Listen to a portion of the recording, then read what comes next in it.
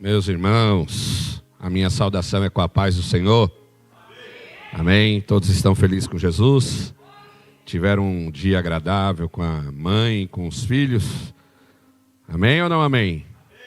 Quero começar já parabenizando as mães do ministério. E todo aquele que tem o privilégio de ter a sua mãe, todo aquele que tem o privilégio de ser mãe, né? É bom ser lembrado, né?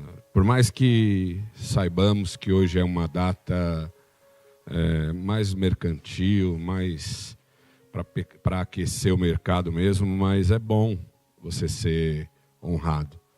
Então já quero agradecer a Deus em favor de cada mãe. Mãe é muito importante. Fato é que o amor da mãe ela é comparado quando Deus faz uma ilustração, ele usa uma mãe, né? Então, que vocês se sintam privilegiadas, em nome de Jesus. Quero estar lendo Carta aos Gálatas, capítulo 5. Eu trouxe outro texto para mim ler hoje. Ainda falei para a pastora Lília, eu falei assim, eu estou com esse texto para me pregar. Então prega domingo. Eu falei, mas não vai combinar. Não vai combinar que é dia das mães, não vai dar certo. Que é um texto exortativo. Então, uma exortação no dia das mães, deixa quieto, né? Mas eu falei para ela, ainda mais eu que gosto de sentir o ambiente do culto. E os irmãos vão estar falando sobre outra direção. E pregar, quando você ouve uma outra linha, é complicado, irmão. E eu trouxe um outro texto para mim, ter uma oportunidade que eu ia guardar esse texto hoje para minha próxima pregação. Mas quando eu estava orando ali, o Espírito Santo falou no meu coração, se você tiver a oportunidade, você vai ler essa palavra, porque tem gente que precisa ouvir essa palavra. Não é o que você quer. Eu posso até escolher a data de pregar ou não, mas é Ele que sempre nos direciona. Então, se você precisa ouvir, ouça o que o Espírito diz à igreja. E quando a palavra vem dura mesmo, é bom, porque o pai corrige o filho que ama. Quantos aqui são pai? Quando você corrige o seu filho, você corrige ele porque você...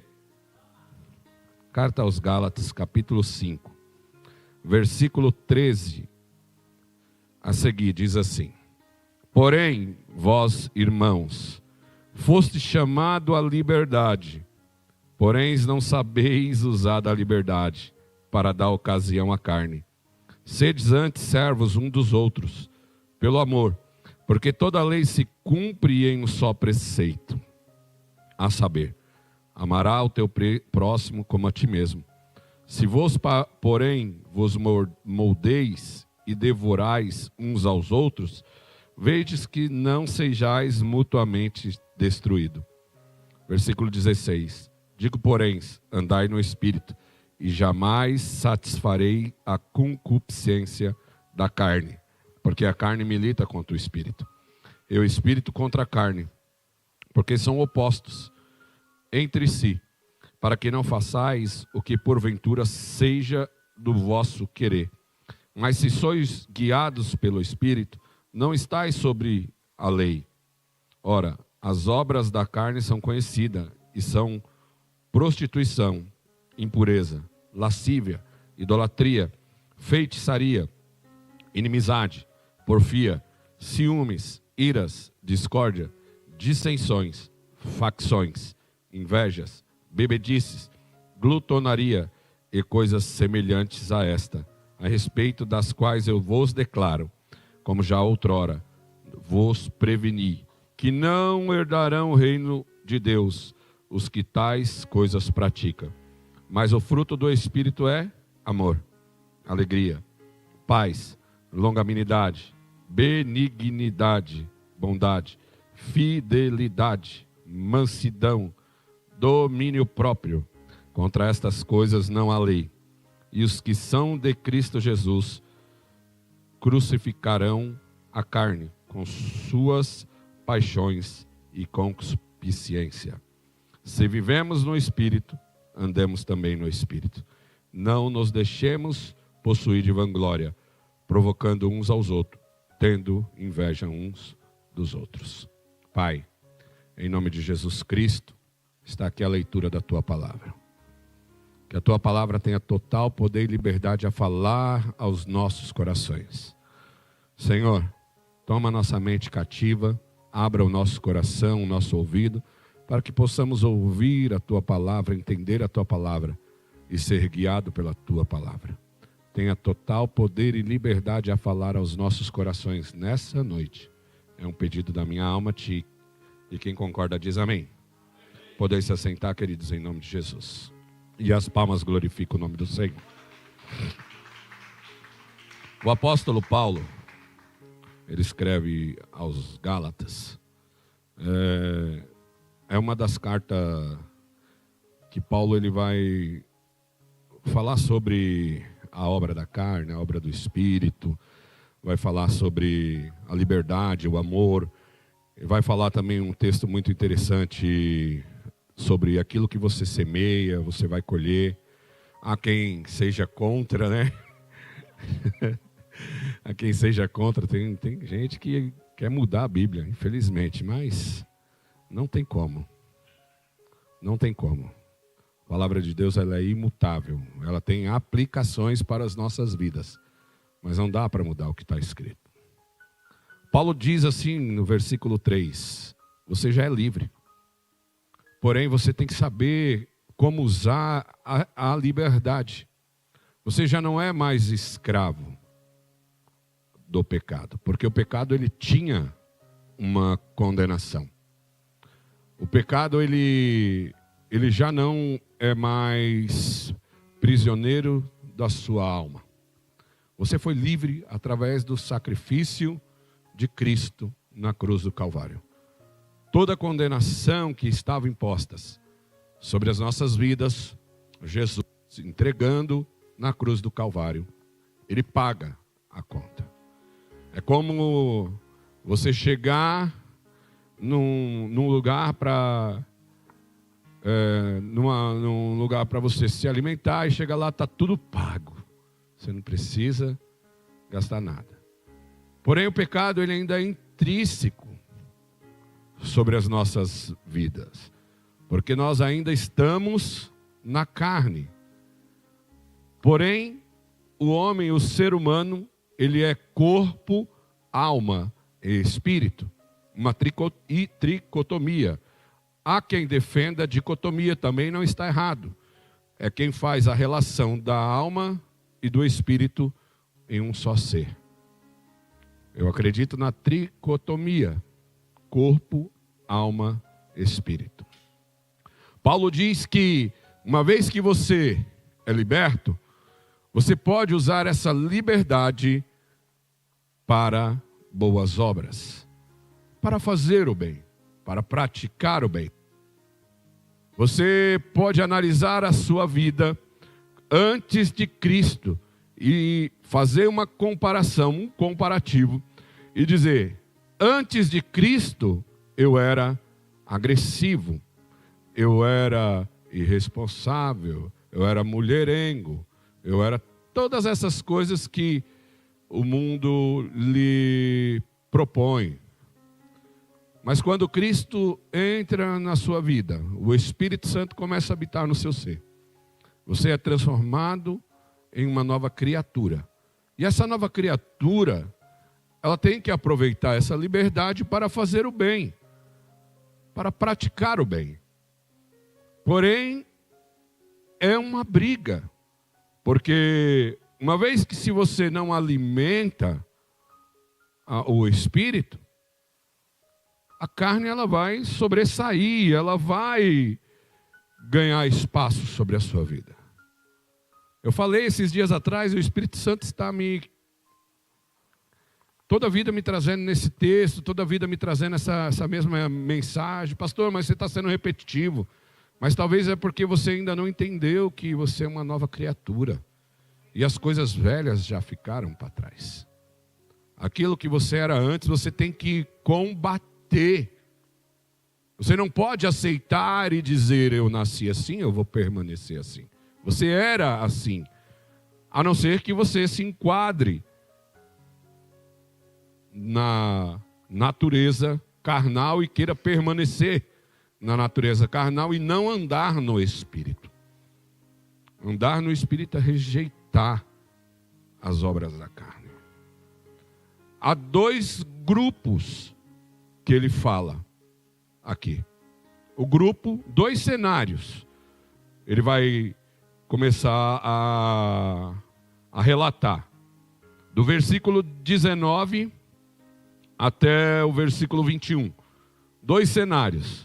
O primeiro cenário é que aqueles que andam na carne, eles são adeptos da prostituição, da impureza, da lascívia, da idolatria, da feitiçaria, de inimizades, de porfias, ciúmes, ira, discórdia, dissensões, facções, invejas, bebedice, glutonarias e coisas semelhantes a esta, a respeito das quais eu vos declaro, como outrora já te preveni, e esses não herdarão do reino de Deus, os que praticam tais coisas. É interessante que essas coisas, elas podem fazer parte do nosso dia a dia. Coisas que é normal acontecer. Quem aqui que uma hora ou outra não arrumou uma inimizade? Quem aqui que hora ou outra não arrumou uma inveja, nem que seja uma inveja santa? Ou quem aqui que não fez uma dissensão, não promoveu facções? Facções daqui é grupos, tá, irmão? Grupos. Quem aqui que não teve ciúmes, se irou? Quem aqui que não comeu demais, glutonaria? Quem come muito, viu? São coisas que nos acompanham no dia a dia. Mas o outro grupo não são coisas que você certamente pode ter consigo, mas pode ser geradas em você. Agora ficou complicado, né? Eu vou explicar. Uma coisa, são coisas naturais. O apóstolo Paulo, ele vai dizer assim, ó, o mal que eu não queria fazer, isso eu faço. Aí, simples. O bem que eu não queria fazer, esse eu não faço. É a explicação. Porque as coisas boas, elas são geradas em nós através do quê? Quando nós alimentamos o Espírito. Se é uma briga entre a carne e o Espírito, é porque a carne, ela já é coisa que, praticamente é coisas que nos acompanham. Mas quando nós alimentamos o Espírito, essas coisas são geradas sobre as nossas vidas. O quê? Mas o fruto do Espírito é amor. É gerado. É gerado em você. O quê? O amor do Pai. O amor ágape. Não é um amor comum. Tem pessoas, irmão, que elas é tão amorosa que você fala assim, meu, o que ela tem que ela ama tanto? É o amor de Deus sobre a vida dela. Alegria, paz, longanimidade, benignidade, bondade e fidelidade. Essa paz aqui é interessante, porque essa paz, Jesus certa vez diz assim, ó, eu vos dou a paz, não a paz que o mundo te dá. Todos sabem da história da Pax, não é isso? Que era uma carta que você recebia do Império Romano para você poder circular sem perseguição. Você pagava um tributo para Roma, beleza. Você anda, vai, volta, faz o que você quiser. Tá sem perseguição, tá? Mas a paz aqui que eu fiquei meditando é mais ou menos a paz de, tipo, sabe aquele alívio? Quando você está muito tenso, Eu estava assistindo um jogo essa semana e vai encaixar. O time fez o gol, eu imagino que aquele grupo que estava ali torcendo ali sentiu uma paz. Falou, ai, que bom, nós vamos vencer. Aí logo em seguida o time tomou um gol, aí já veio aquele balde de água fria e aí aquela paz já foi embora e deu lugar para o quê? Para tensão, para preocupação. Mas o que o Jesus tem para as nossas vidas através do fruto do Espírito é uma paz de longanimidade, uma alegria que não se acaba, uma paz de espírito que você está no meio de uma confusão, no meio de uma briga, no meio de uma dissensão, no meio de pessoas invejosas, no meio de briga, você consegue, eu estou em paz, porque o Espírito Santo habita em mim. E quando você alimenta Ele, aí é que você está forte, tá? Tem um texto de Paulo que ele fala assim, e quando eu estou fraco, eu estou forte. O texto é assim, né? Mas você só vai estar forte quando você se abstém da fortaleza da sua carne e você se enche no Espírito. Não são palavras jogadas ao vento, porque você lê um texto desse e fala assim, como é que ele está forte, como é que ele está fraco? Isso não faz sentido. Ele está nos mostrando nas entrelinhas que tem uma briga entre a carne e o Espírito. E aí quando nós não alimentamos o Espírito, damos um alimento para a carne, que alimentar a carne é fácil, irmão. É só você não orar. É só você não ler a palavra. É só você não meditar na palavra. É só você não cultuar. É só você não ser o instrumento que Deus espera que você seja. Aí você está alimentando a carne. Você alimenta na carne, o Espírito vai ficando fraco. Tem momentos na nossa vida que nós estamos muito mais espirituais, sim, porque nós buscamos mais a presença. Então Paulo está falando assim, tem dois cenários, dois grupos, e você decide a quem você quer pertencer. Se você quer viver no Espírito, ande também no Espírito. E não nos deixemos de possuir de vanglória, provocando um aos outros e tendo inveja um dos outros. A vanglória que Paulo está querendo dizer aqui é você se achar que você tudo pode. Se engrandecer. É saber que nós somos sujeitos a erros com os outros. Mas nós não devemos viver no erro. Esse texto está queimando muito, desde quinta-feira. Desde quinta-feira. E eu vou terminar dizendo assim, de Deus ninguém zomba. Aquilo que o homem semear, isto ele também ceifará. Porque o que semeia para a carne, semeia, colherá corrupção. Mas o que semeia para o Espírito, colherá a vida eterna. Isso aqui não é um encontro informal aos domingos. Não é, eu tenho uma pessoa muito próxima de mim que diz que ser cristão é um modo de vida, algo assim, é um estilo de vida. Isso aqui não é estilo de vida, irmão. Isso aqui é renúncia de vida. Aquele que quer ganhar a sua vida, negue-se a si mesmo. E aquele que quer perder a sua vida. Então o Evangelho, ele não é só um encontro. Ele é mudança, transformação, restauração, libertação. Tudo isso provocado através do Evangelho. Receba essa palavra. E quando você vê pessoas mais fracas do que você, quando você vê pessoas que não estão conseguindo vir, comece a enxergar com os outros olhos.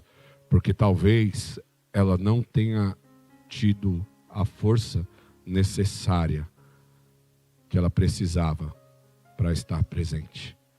Aí a nossa obrigação como cristão é orar, pedir a Deus que alcance, pedir a Deus que ajude, para que eles possam estar no próximo encontro. E eu agradeço a Deus, em nome de Jesus.